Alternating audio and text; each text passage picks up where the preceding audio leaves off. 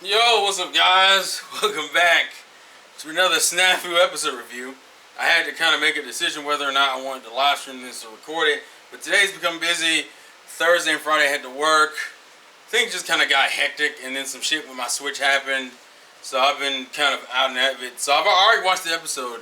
I didn't do my go around, but I don't think I need to. I do that more so for myself than I do for you guys. But I should have all the general gist of the episode down, especially considering that fucking ending.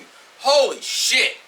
So, we're gonna break. Most of this is pretty straightforward, and literally until we get to the end, where my thoughts have been racing. And I literally can't figure out. I have an idea.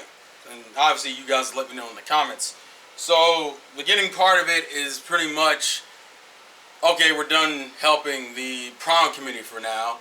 And so we get kind of a lot of cute stuff between Yui and Hikigaya, which I find it's actually, but for weirdly it has like a weird dynamic to it, in the sense that, like, I would say Hikigaya is being more aggressive, but he's still doing that cop out shit. Like, instead of asking Yui out on the date, he's like he's still using Komachi as an excuse, which is funny to me.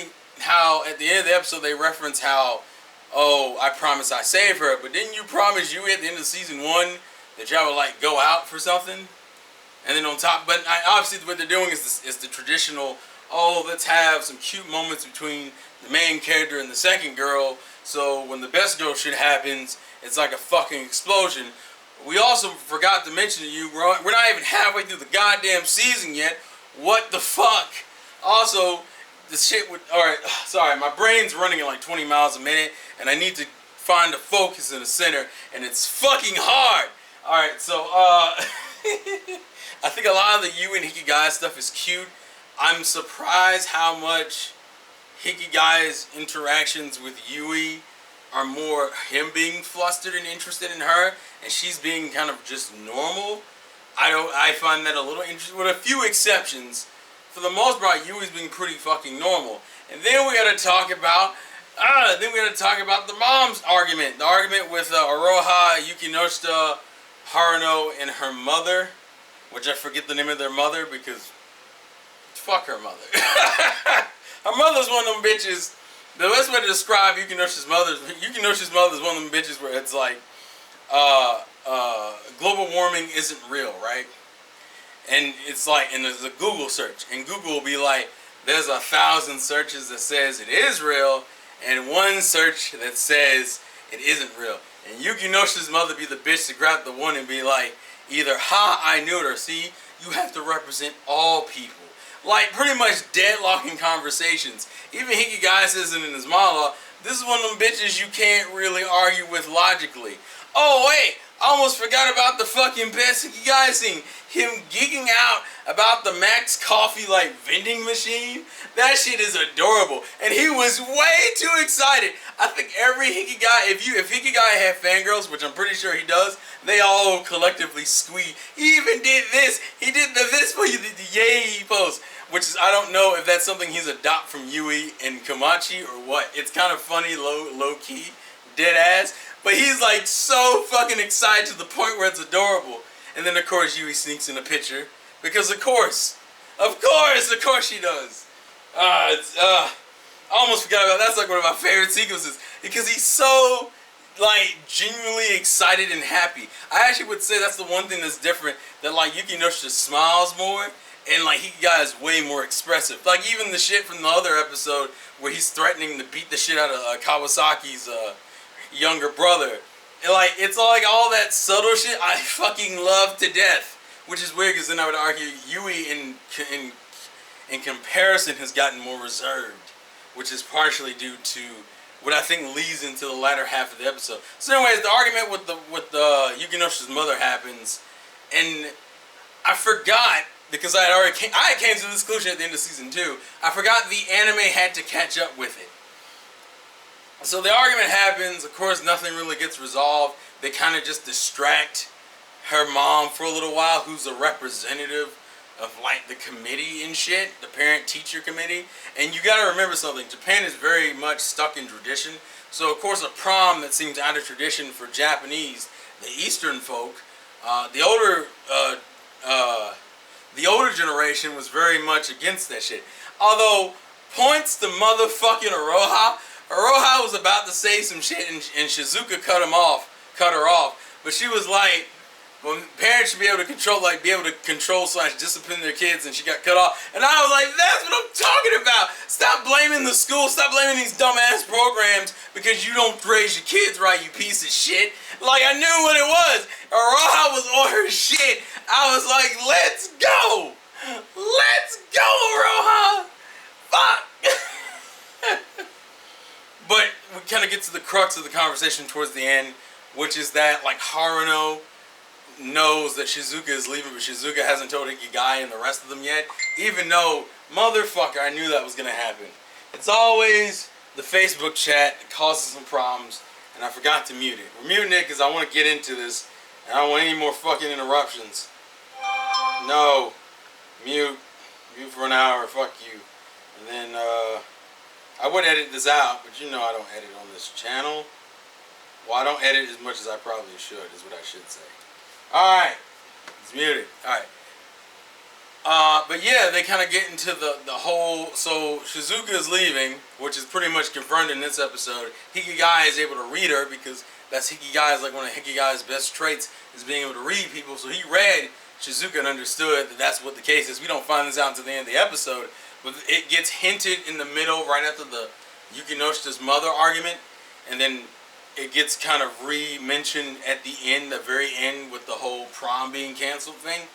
I do love the conversation where, like, for the first time, Haruno's legitimately shook by Yukinoshita, because essentially Haruno's doing her same, like, gigging, like, pretty much, like, fucking with their relationship. Pretty much where she, like, gets there with, like, a fine-tooth comb and starts picking apart their relationship. And so she, like, starts digging the fuck out of Hikigai Yui's. It's also kind of funny that Haruno doesn't acknowledge Yui properly. Like, she never calls Yui by her real name. She calls her, like, Hama whatever. Hagama whatever. Like, she never says the first part of her name. Which is on some disrespectful, you know, sister shit. But you get the point I'm making. But, like, she's digging at their thing, and she's about to come out and say what their relationship really is, and Yukinoshita goes, "Nei-san," and it's like it's not the same thing where she goes, "Nei-san," like she's mad. She goes, "Nei-san." Haruno looks at her, and is shook to her core, where she's like, "They get it," and I'm like, "Oh my goodness!" But it also is funny to me because that means Yukinoshita is. I don't know if Yukinoshita is known for a while, but she is very much aware of it now. That is kind of the problem with the relationship. And that Hikigai's big brother... I'm actually surprised how much of Hikigai's big brother complex seems to be playing a part in this whole dynamic. But I also didn't realize that, like... And I should have noticed, is at the end of Season 2, I think Yui was aware of it completely. I think Hikigai was only partially aware. And so, that's why the sequence later with Haruno and Hikigai walking home and her just straight out telling him...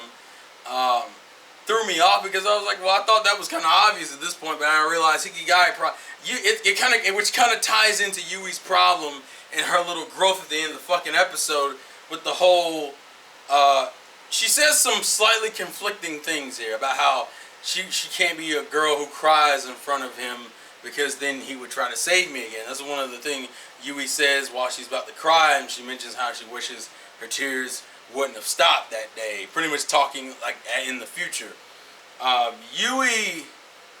Yui's whole thing at the end is very much a mixture of like growth, but also like self-loathing.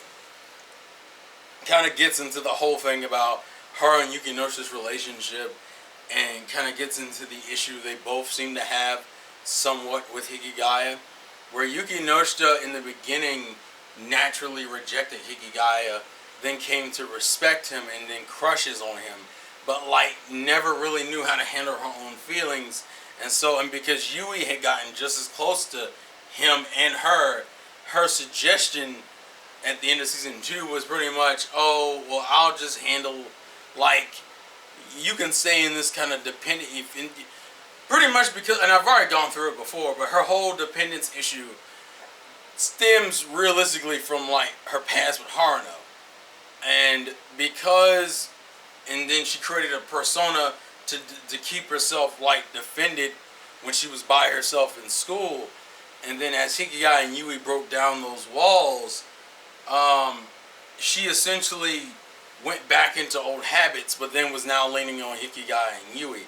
And Yui had came to the conclusion at the end of season 2 that that would be fine, because then Yukinoshi would be the way she was, and then Hikigaya would be with her.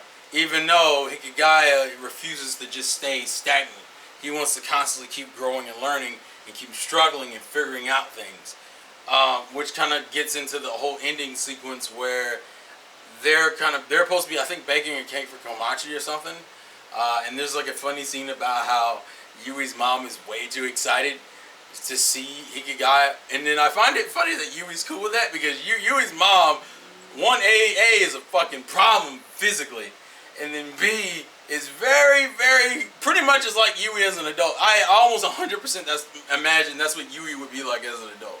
Like very, very sweet and nice and forward and shit. The shit's adorable to me. But anyways, essentially they do the whole, the promise cancel, and of course it's the standard anime trope of the main girl's in trouble, have to go save the main girl. I do like the fact that Shizuka forces him to actually kind of admit it. I still think his cop-out with saying, I promise to save her, is a cop-out, but it kind of gets into the whole big brother syndrome he might have. Once again, didn't think this was going to play as much of a point as it ended up playing, but it does make sense that he's very much, he's a very caring person. He's also a person who gets burned a lot. But unfortunately, those things kind of contradict themselves. Literally, Hikigai is a walking contradiction. He cares about other people, but he's also like, he also doesn't trust anyone. So he's like the type of person who just, it almost like he helps for his own self-satisfaction, and then he's fine with the result wherever he ends up in that result. And it kind of gets into maybe his problem with Yui and Yukinoshita. He's so used to like helping and defending those girls and like protecting them that like it's stunting their growth. Like, I remember at the end of season 2 and the beginning of season 3, my thought process was Yukinoshita was gonna have to get away from Hikigaya and Yui. What I really think now is the girls both need to get away from Hikigaya, because Hikigaya, unfortunately, is a, how do I describe it? He's like a dead white knight. I think that's the best way to describe it. He's like a dead white knight. He's not out here like overly protecting the girls in every situation, but he still has that need to protect them and to check on them and to make sure they're happy. Hence why Yui felt the need to hide from him that she was crying, because she knew, because of how Hikigaya is, he wouldn't leave then. And to me, she's showing a lot of growth, because she could have did that petty, pretty girl, evil bitch shit and asked him, why do you care so much? Like, pretty much try to tear him down for his decisions. And she recognizes, A, she's not in the position to be justifiably doing that, and B, I think, but that's why I said her whole sequence at the end, which fucking ruined me. I almost cried at that bitch. I was like, no, because I saw it and I was like, no! Especially when she walked away too quickly. And Hikigaya turned around too. And I knew he was going to turn around, because that's the girl, because he still cares about Yui. I actually think he's more physically attracted to Yui, whereas I think he's more like emotionally interested. Like, Yukinoshita is more of a kindred spirit to him in some aspects. But see, I'm team Yui anyway. So my opinion is biased off jump.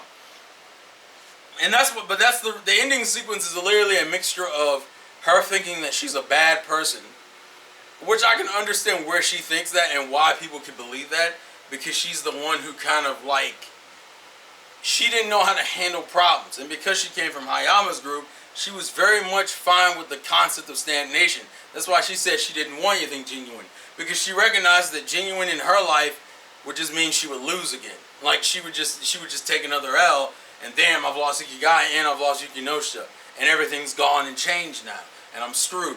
I understand why she feels the way she does. And it's in the same vein, she feels like during the student council election, she couldn't think of anything to do, so she ended up relying on Hikigaya. She pretty much is, actually, I would argue, she has the problem that Yukinoshita has with him in the first season. They both end up relying on him in multiple situations. The difference is Yukinoshita flatted out tried to reject him in season 2. Yui very much relied on him and realize that, like, and because they both care about him, but because they both want to be better, they need to distance themselves away from him. Because just like what he's about to go do, is he's about to go try to save Yukinoshita. Yui intentionally hides her emotions from him, even though she's the most emotionally open of the three, because she knows how he'll get, and it's dangerous. And that's interesting to me. It was even interesting with the Haruno conversation where she just flat out told him. Even though I find it funny that his first guess was a love triangle, but it's that whole fucking with expectations that he would assume because of like romance slice of life nonsense that of course the thing that she would say what kind of relationship you guys have is a love triangle, which is technically true. He's right in a sense. Haruno's not thinking about it that way, but it's true. And actually, Hikigai has a harem, but that's besides the point. But I find it funny that she's like, now Yukinoshita will grow and she'll become an adult. But Hikigai questions Haruno about, well, what's the thing she's sacrificing? And Haruno, and then we also don't know what the thing Haruno's sacrificing. I think Haruno's sacrificing like some sort of stability. Haruno was a person who was very much forced into the position she is now, and so now she just rocks with it because that's all she can do. It's funny because Haruno's a character who I legitimately believe has suffered a lot and just learned how to cope with it. I don't think she's coping with it in a healthy way, but because I feel like she's partially dead inside due to the things that have happened, and Haruno can't do anything about it. So Haruno just gave the fuck up. Essentially, she's thinking Yukinoshita's gonna go down that same road, and that she's gonna have to give it up in the same way. And I think Yukinoshita is going to be better than that. I'm very much still looking for an episode to explain like that history. Haruno is a very fucking interesting character because I would say she's like a Yukinoshita who had been crushed entirely. I think literally Haruno has been crushed 100% by her mother and her family. And Yukinoshita in a way is like her only like saving grace. That's why I think she's willing to support Yukinoshita, but she's also going to make things hard for Yukinoshita. Because Yukinoshita hasn't grown as a person yet. And even though she's on the way, and I think Haruno supports her being on the way, she also recognizes what that leads to. Essentially, I think Haruno is almost, like I said, I think Haruno's a person who's given up. She's seen all routes, and they all lead to dead ends, and she's just like, whatever, fuck it. So now I think Haruno just enjoys herself in any way she can. Although her emotions are still connected to certain things, that's why she's willing to support Yukinoshita in certain endeavors. We also don't know at this point in time why Yukinoshita has canceled the prom, so I don't know. And I think this will be different from the student council thing, where like, of course she wants to handle it on her own because she wants to grow as a person, and Hikigai was willing to let her do that. But I think it all depends on the context of why she's close and why Aroha felt the need to text him. Think about it. It's also a crazy fucking thing to think about that like Aroha texted him and Yui found out, and Yui didn't ask to go with him. She could have. I'm surprised he didn't notice that she didn't want to go with him. And I think maybe it's because Yui understands her better. Yui understands Yukinoshita better than Hikigai does. So the thought process is she definitely needs to grow, but she also doesn't want to stop Hikigai from being Hikigai. And she's also dealing with her own emotions. I just want to give Yui more credit because Yui, I feel bad that Yui's position in this series, unfortunately, is turned into the role of a jobber. This is like the first season that's letting her expand on her own terms. The first two seasons, she's a jobber. What I mean is, Yui is there to create situations and moments to allow Yukinoshita and Hikigai to grow, which is great. But unfortunately, it forgoes her own happiness. Until you pull this shit about how she's very much like Hayama in the sense that she loves stagnation. This will be her moment to become better than Hayama. And I think she's on the right track. Remember, this is only episode, 4? We got time. And then the next episode seems to be Shizuka leaving and then, somewhat of a flashback. The animation style is a little different, and it seems to be referencing the first season stuff again. So, I'm looking forward to seeing that. We don't see Yui at all in the preview, and I don't know if we're seeing current Yukinoshita or past Yukinoshita. I know we see Aroha. This is interesting. I'm very excited. But then that sequence at the end fucked me up.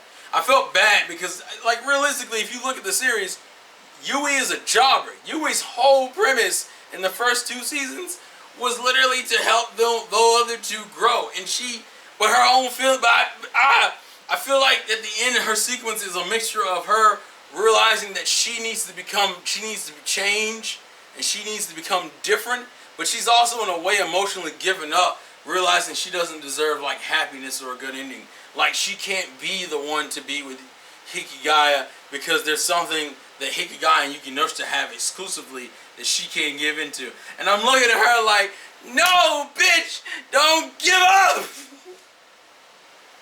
Her whole dynamic fucks me up, man. I love Yui. I love fucking Yui, bro. Fuck. She's better than that. I promise you. I promise you. And Haruno, God, I hope they do something towards the end of the season with your character, because it's driving me nuts. They keep like teasing it, and they keep like throwing in these little moments and shit. And I know there's something deep, and I want to see your genuine side, Haruno. I want to fucking see it. And Shizuka, don't leave! Best sensei! Leave your thoughts in the comment section below. I'm about to go cry or lay down in depression. This is too much, bro. It's too much. Thank you guys for your love. Thank you guys for the support. Catch me next week on another episode of Emotional Crippling, where they've already fucked up my ankles. Now they're gonna take out my knees. I'm gonna just be on the floor. Please don't show me any more emotional moments. There goes my arms. Boom, my head. Boom, my mind. Boom, I'm gone. Let's gameplay the way, and I'll catch you guys later. Holy shit. Yui! Yui!